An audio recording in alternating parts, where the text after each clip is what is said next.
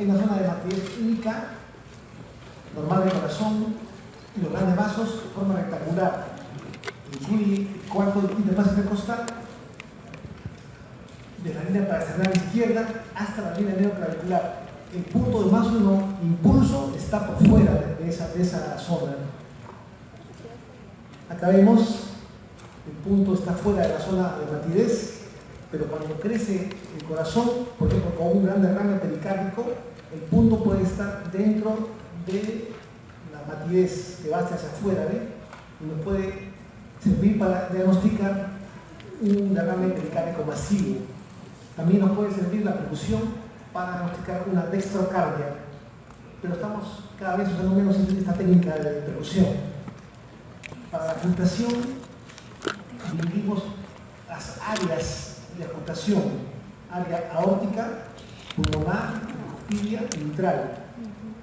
En lugares conocidos ya, ¿no? La área mitral, quinta interfaz intercostal, línea neoclavicular, y cuspidia, quinta interfaz intercostal, a la izquierda del esternón, el área aórtica, segunda interfaz intercostal, pegado a la derecha del esternón, y el área pulmonar, segunda interfaz intercostal, pegado a la izquierda del esternón.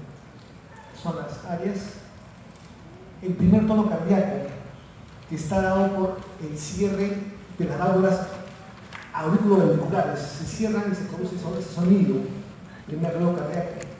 El primer ruido cardíaco está formado por dos, ¿no? Se cierra la válvula mitral y tricúspide, primero se cierra la mitral, luego la tricúspide. Normalmente se escucha solo un solo ruido nomás.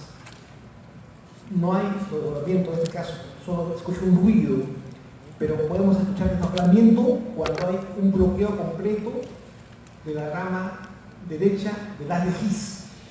Esa es una enfermedad que va a producir que haya desdoblamiento del primer ruido. También la intensidad va a aumentar en la estenosis mitral a fases tempranas y también en estados hipercinéticos, cuando hay más circulación de sangre, anemia, fiebre, hipertiroidismo, también aumenta el primer ruido. Baja la intensidad del ruido cardíaco cuando hay fase tardía de estenosis mitral, o también con el uso de beta bloqueadores, o cuando disminuye la fuerza contráctil del ventrículo izquierdo, también disminuye el sonido, el primer sonido cardíaco. Los tonos cardíacos en general van a estar disminuidos cuando hay obesidad, neumotórax, gran derrame pericárdico, infección pulmonar, o sea, de TOC, o también mamas péndulas. Todos esos trastornos o esas alteraciones van a producir disminución de ruidos cardíacos, ¿no? El neumotórax, el EPOC, van a disminuir la intensidad de los ruidos cardíacos. Ahí entiendo, el primer ruido puede ser suave, fuerte o variable. Es suave, con intensidad disminuida, cuando hay bajo gasto cardíaco, cuando hay mala función ventricular izquierda, intervalo PR largo, o sea, bloqueo de primer grado, ¿no? Cuando hay también insuficiencia mitral reumática, también se puede producir disminución del primer ruido cardíaco. Aumenta cuando hay gasto cardíaco elevado, gran volumen por latido, estenosis mitral en estadios, ¿no?, iniciales, puede dar aumento. Intervalo PR corto, mixoma auricular, es raro que sea por esta enfermedad que es rara, ¿no? También puede haber sonidos variables cuando hay una fibrilación auricular, bloqueo AV completo, también puede producir la variabilidad del primer ruido, o también en extrasístoles puede haber variabilidad. El segundo ruido cardíaco está formado por el cierre de las válvulas sigmoideas, aórtica y pulmonar. Tiene dos componentes, ¿no? Aórtica y pulmonar. Aquí sí puede haber desdoblamiento fisiológico, a diferencia del primer ruido que no se hablaba de forma fisiológica. Acá, el segundo ruido sí puede tener un desdoblamiento fisiológico normal. Lo normal es que se escuche más intenso, esos ruidos se escuchan más en el segundo espacio intercostal, pegado a la izquierda del esternón, el circuito dorsal. El intervalo A2P2, que es el intervalo entre la axila de la válvula aórtica y la válvula pulmonar, aumenta con la inspiración y se estrecha con la expiración.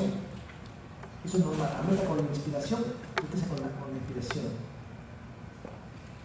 Hay un desdoblamiento que es, y también aumenta con la inspiración, se dobla más, pero ese desdoblamiento es más amplio, desdoblamiento más amplio, saca más amplio, pero fisiológico, del segundo ruido.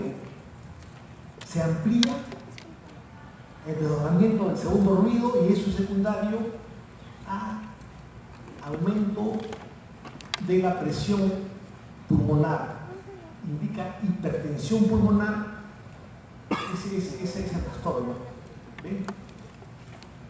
Eso es aumento de la presión de la arteria pulmonar. Desdoblamiento del segundo ruido. Un desdoblamiento fijo del segundo ruido que no varía con la respiración es secundario a una comunicación interauricular de tipo ostium secundum, es una variedad, y esa variedad produce desdoblamiento fijo del segundo ruido, no varía con la respiración. Ese es el segundo ruido.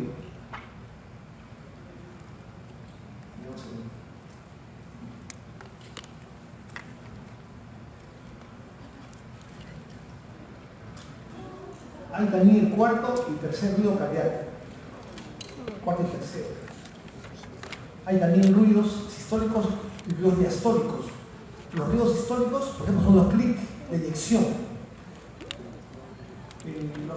Los ruidos sistólicos coinciden con el pulso arterial. Coinciden con el pulso arterial, son los clics, se llaman clics. Se van a producir por la apertura de la válvula, ¿no?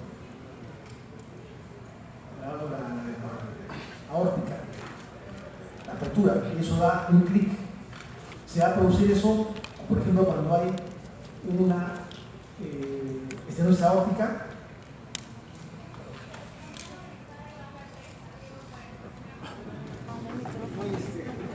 Entonces, el segundo ruido está formado por las válvulas sigmoideas aórtica y pulmonar.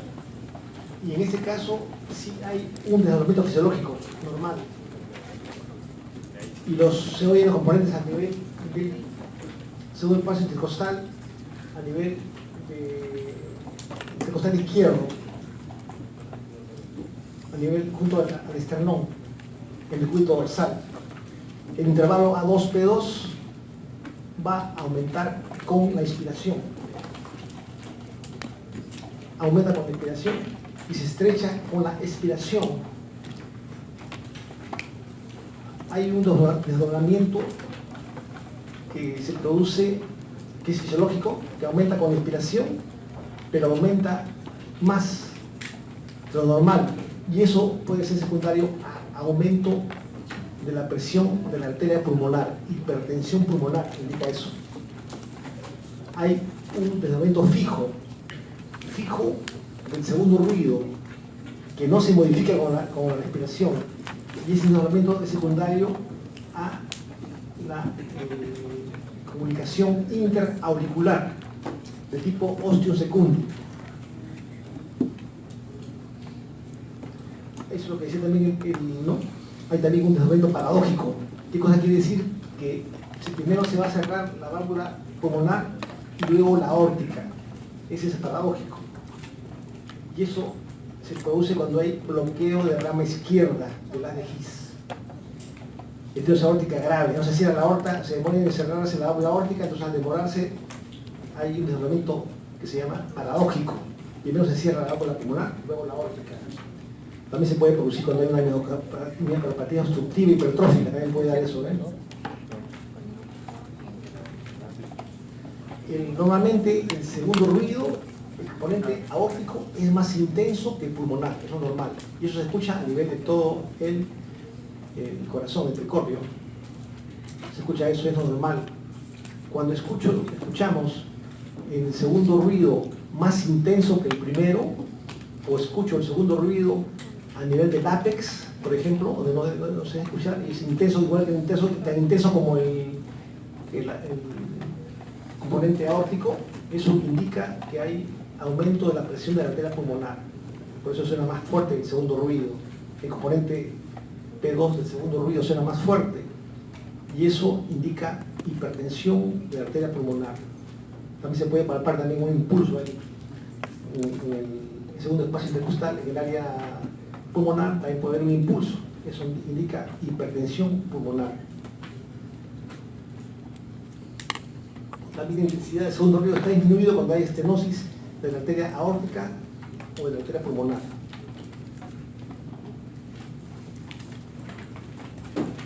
Es lo mismo, ¿no? Pero es una repetición nomás, lo que dije anteriormente.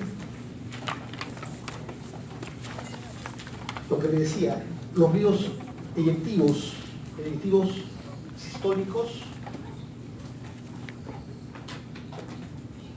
Hay ruidos eyectivos sistólicos que son los clics. Los clics se van a presentar cuando asciende el pulso. Uno palpa el pulso del paciente y vamos a escuchar en ese momento un sonido, que es un sonido eyectivo, que es el clic, que indica que se ha abierto la válvula aórtica. Eso puede presentarse cuando hay válvula aórtica bicúspide, una válvula normal, o también cuando hay valvulopatía pulmonar se puede producir eso, o también cuando hay raíz de la aorta dilatada. El ruido eyectivo que va con la valvulopatía pulmonar baja la intensidad con la inspiración. Los ruidos eyectivos sistólicos van a disminuir conforme se vuelvan estenóticas, pierden la flexibilidad las válvulas simoideas y se va a producir disminución de los ruidos eyectivos. Los clics disminuyen la intensidad. Hay clics que no son de eyección, que pueden traducir, que aparecen después del pulso, y esos pueden ser traducción de un prolapso de la válvula mitral. O sea, no son con el pulso, esos son ruidos eyectivos producto de prolapso de la válvula mitral.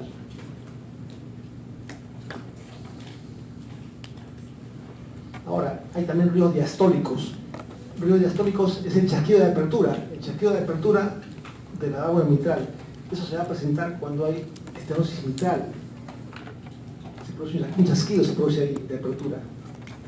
Y hay un espacio entre el ruido aórtico A2 y chasquido de apertura. Y ese espacio es proporcional inversamente a diferencia de presión diastólica auricular y ventricular izquierda.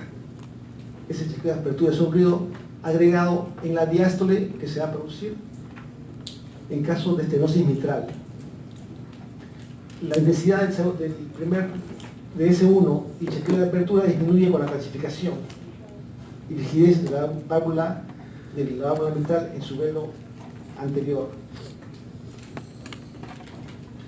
El tercer ruido cardíaco se va a producir en la fase de llenado rápido del ventrículo. Es un ruido diastólico, se produce en la fase de llenado rápido ventricular, ¿no? Ahí se va a producir ese ruido.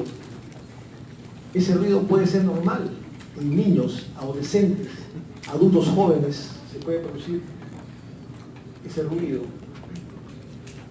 S3.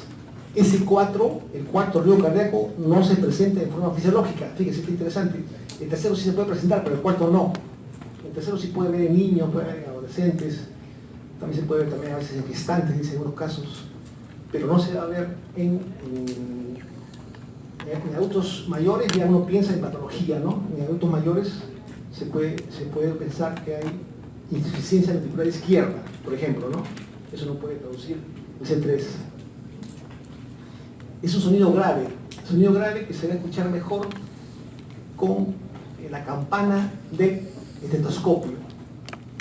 Es mejor con la campana, un sonido grave. Y si es S3 a nivel de ventrículo izquierdo, se escucha mejor en el área mitral. en el cúbito lateral izquierdo.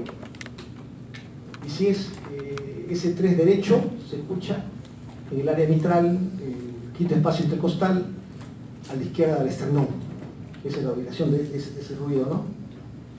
Entonces, ese es el S3. S4 siempre es un ruido patológico, el S4. Es el ruido de la distensión ventricular, luego de la contracción auricular. Es un ruido del llenado ventricular, luego que se ha contraído la aurícula. Ese es el tercer. El cuarto ruido cardíaco. Y se presentan pacientes que requieren que haya una marcada contribución del llenado ventricular por la aurícula. Entonces ese es el cuarto ruido cardíaco. Siempre el cuarto ruido es patológico. Ahí está el tercer ruido. Puede haber tercer ruido fisiológico, lo que no sucede con el cuarto ruido. En jóvenes, atletas, embarazo y fiebre puede aparecer el tercer ruido. Una paciente tenía fiebre, tenía gestación de 2 semanas y se escuchaba el tercer ruido cardíaco. Se pensó que tenía la paciente una enfermedad, una miocarditis. No, era un ruido fisiológico en realidad. No había nada, se hizo una cardiografía y no tenía la paciente enfermedad cardíaca. Pero era un ruido, en ese caso, un tercer ruido fisiológico. Puede confundir, ¿no? Porque la paciente estaba con fiebre, se sentía mal, pero no había compromiso cardíaco, era un... Perdón. Quería saber si en el cuarto ruido había hipertensión arterial. ¿Una hipertensión arterial del cuarto ruido? No, depende si ha producido daño pues, en el corazón del paciente. En una presión arterial normal, lo que se aumenta más el segundo ruido, será más intenso en la punta, ¿no? Ahí se ve eso. Pero cuando la hipertensión arterial produce daño avanzado, ahí puede producir un cuarto ruido, cuando ya ha producido un daño cardíaco, ¿no? Un paciente que tiene una falla cardíaca por hipertensión, ahí se puede ver eso. Entonces, el cuarto ruido, el tercer ruido se ve también en fiebre. Entonces, el caso que le contaba una mujer, una dama que tenía una gestación de 2 semanas y tenía fiebre, y encontramos el tercer ruido, pensamos que era una miocarditis, no era así, no había enfermedad cardíaca en la paciente. Puede confundirse el clínico, por eso puede haber confusiones porque es un ruido normal en jóvenes y en gestantes. Entonces, también hay patologías que dan este ruido, lógico, la insuficiencia ventricular izquierda, ¿no? Con mala contracción, también la insuficiencia ventricular también puede producir ese ruido. Entonces, estas son las ubicaciones donde vamos a ejecutar los ruidos cardíacos. El primer ruido intenso que se producía por el bloqueo del haz de His, el bloqueo de rama derecha del haz de His, se producía el primer ruido cardíaco, un ruido intenso. Entonces se va a escuchar mejor en el ápex. Ahí ven un ruido intenso. El primer ruido desdoblado, ¿no? Pero el ruido desdoblado se producía cuando había el desdoblado se producía cuando había el bloqueo de rama derecha del haz de His, ¿cierto? El intenso se va a producir porque hay aumento del volumen cardíaco, por ejemplo, ¿no? O también en las fases tempranas de la estenosis mitral también se puede producir ruido cardíaco intenso inicial. El desdoblado era cuando había bloqueo de rama derecha del haz de His, ¿no? Por ejemplo, entonces el segundo ruido intenso, acá se ve el segundo ruido intenso, eso se ve en la base, y ese ruido intenso es traducción de una hipertensión pulmonar, por ejemplo. También se puede producir un desdoblamiento fisiológico del segundo ruido, ¿no? Acá también se ve esto. También aumenta con la inspiración ese desdoblamiento. Se escucha en la base. Tercer ruido también se escucha en el ápex. En el ápex cuando es ruido izquierdo, ¿no? Y el cuarto ruido también se escucha en el ápex. Puede haber también tercer y cuarto ruido juntos los dos también, eso se escucha mejor en el ápex. Los soplos se van a clasificar de acuerdo a su intensidad. El grado 1 es un soplo que se escucha por una persona que no es experta, es experta en condiciones óptimas. ¿Qué cosa quiere decir óptimas? Que haya silencio en el lugar donde está el paciente siendo examinado, ¿no? Que haya silencio. Y con un experto puede escuchar el grado 1 de soplo. Grado 2, ajustado por un inexperto, pero en condiciones óptimas de silencio, por ejemplo, ¿no? El grado 3 es un ruido que se escucha fácilmente, pero no hay frémito. Es el grado 3. El grado 4 es un ruido que es intenso, pero con frémito. Es el 4. El 5 es un soplo intenso con frémito, en una zona amplia. Y el 6 es un ruido que se escucha sin estetoscopio.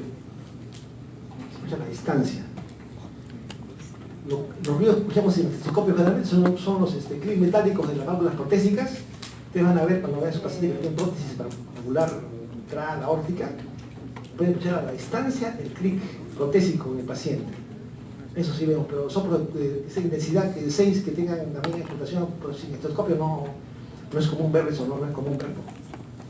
Hemos visto, lo que vemos es la válvula protésica suena, los ruidos protésicos de la válvula nasal son los clics protésicos que se pueden escuchar a distancia del paciente, eso sí lo vemos, por ejemplo, ¿no?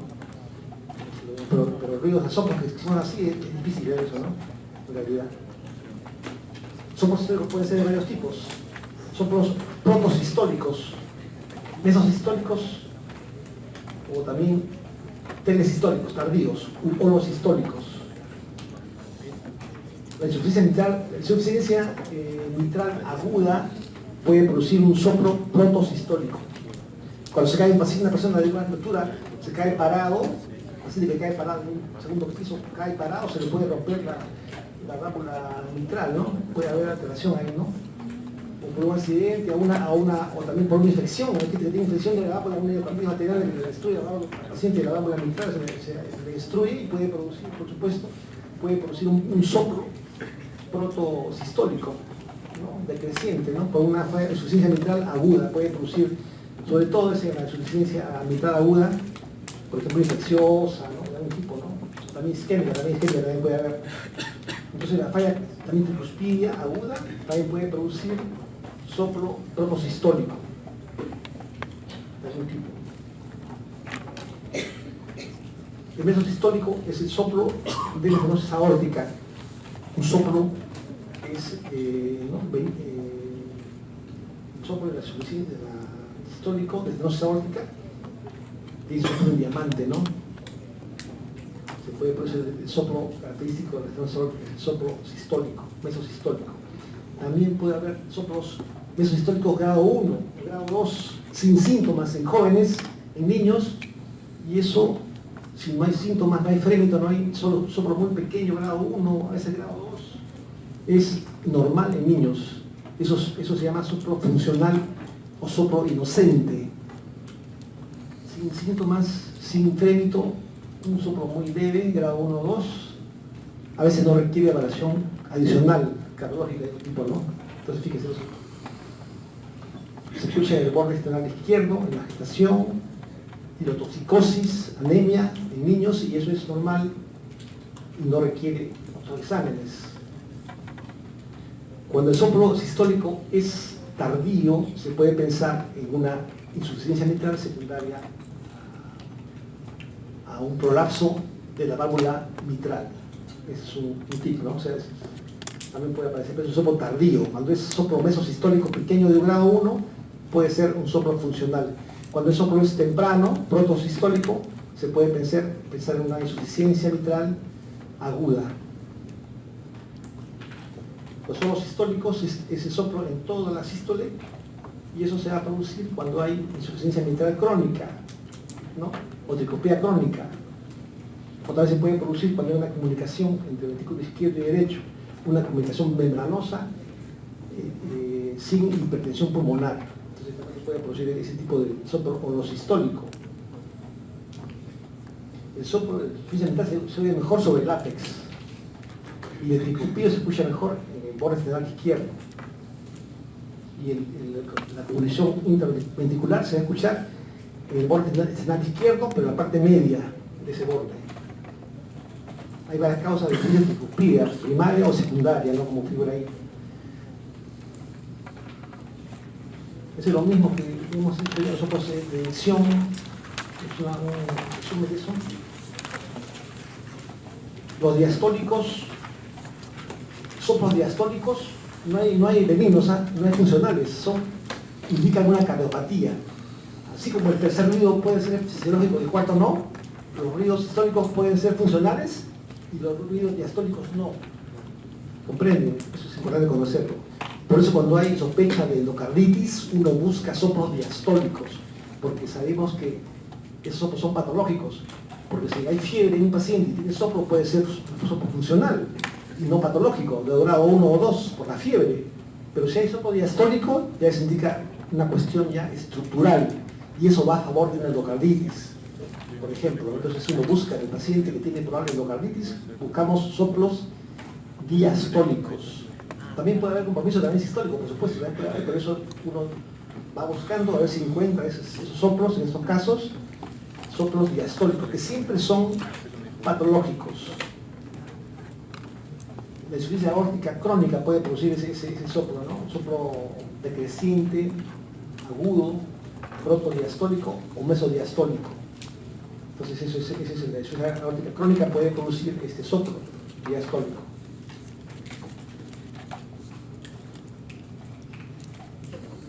También el soplo de insuficiencia aórtica moderada grave, que puede ser soplo mesostólico debido al aumento de la aceleración del flujo anterior de la aorta.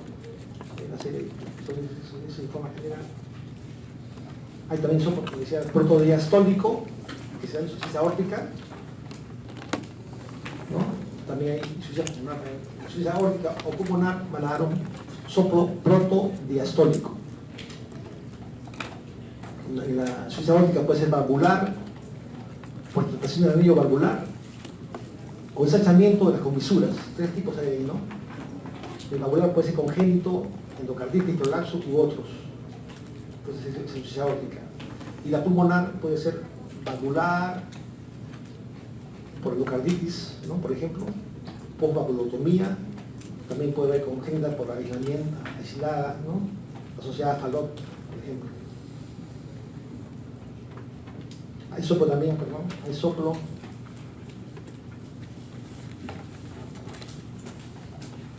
mesodiastólico. El soplo mesodiastólico clásico es el soplo de estenosis mitral, por ejemplo.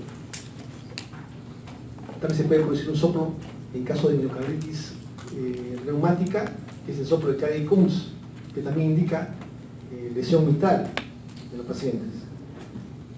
También puede haber aumento del flujo a través de la válvula mitral no estenótica. También eso puede dar un soplo mesodiastólico.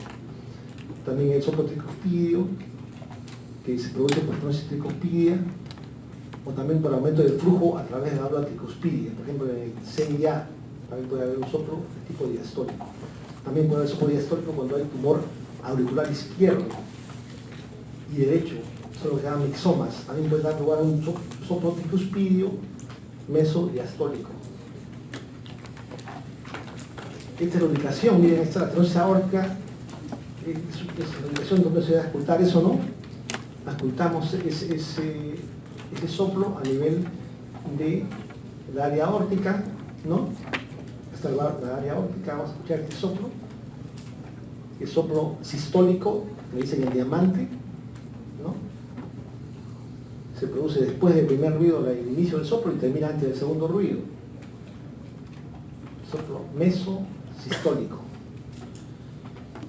El paciente se inclina hacia adelante, sentado, se inclina hacia adelante y el soplo se puede escuchar más intensamente, ¿no? También se puede escuchar el frémito, también la pasión de frémito, como le decía en el segundo espacio intercostal, se escucha una vibración, es un frémito por esta entidad. También puede haber acá el clic de edición, le decía, ruidos históricos agregados, el clic de edición se puede presentar en estenosis aórtica.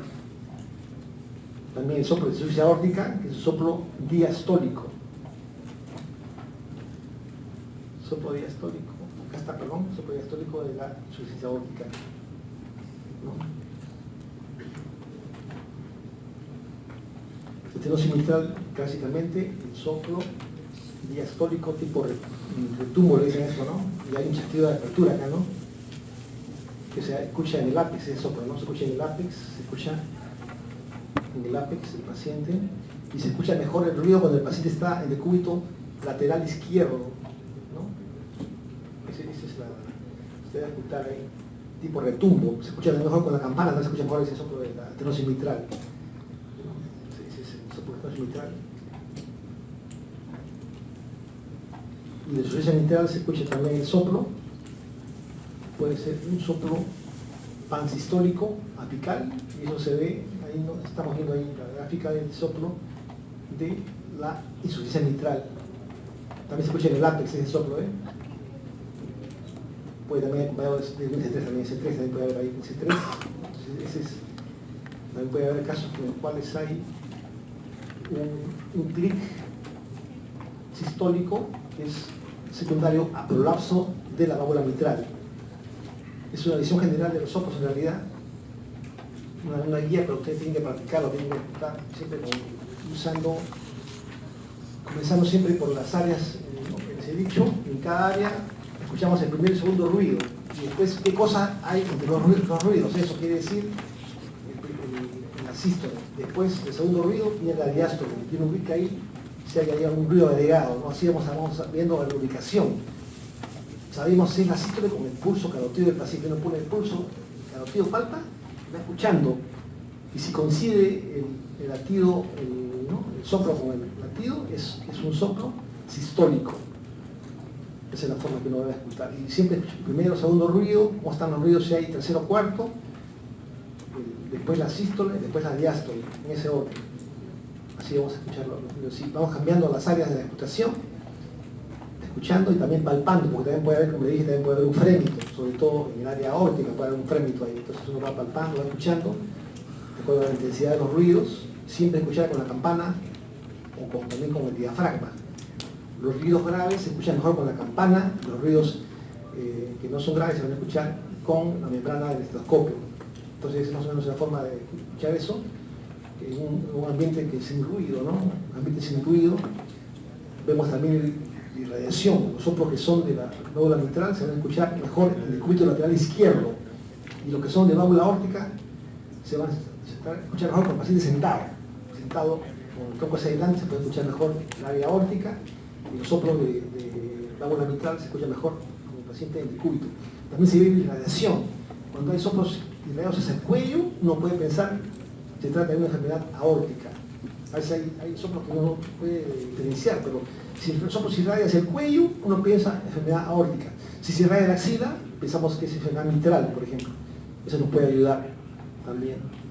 Son tips que hay que practicarlos en la práctica hospitalaria. Los profesores van a ver todo eso y practican, porque es interesante. Como les digo, la ocultación sirve, va a servir, pero la sensibilidad de esto es el 50%. Y ahora con el ecógrafo que están sacando, el ecógrafo portátil que se usa en la ocasión del paciente, aumenta la posibilidad de la sensibilidad a 75%, llega la sensibilidad, mejora, pero de todo pueden conocer, porque a veces la máquina puede fallar, no tenemos el ecógrafo es caro, el ecógrafo no hay todavía acá en nuestro medio ese tipo de dispositivos. Otros países están usando eso, el alumno usa eso y mejora su sensibilidad, pero eso hay que conocerlo bien, porque a veces conociendo eso uno puede ampliar ese conocimiento con el ecógrafo, pero no puede saber con nosotros sin saber esto, pues no es adecuado eso, ¿no? Porque a veces uno puede discutir a veces qué se trata esto, ¿no? Entonces hay que conocerlo de todos modos, así teníamos ecógrafo o avanzamos a ese dispositivo, el uso de ese dispositivo, pero no se puede de todos modos soslayar el examen a la cabecera del paciente, ¿no? Eso es todo. Gracias.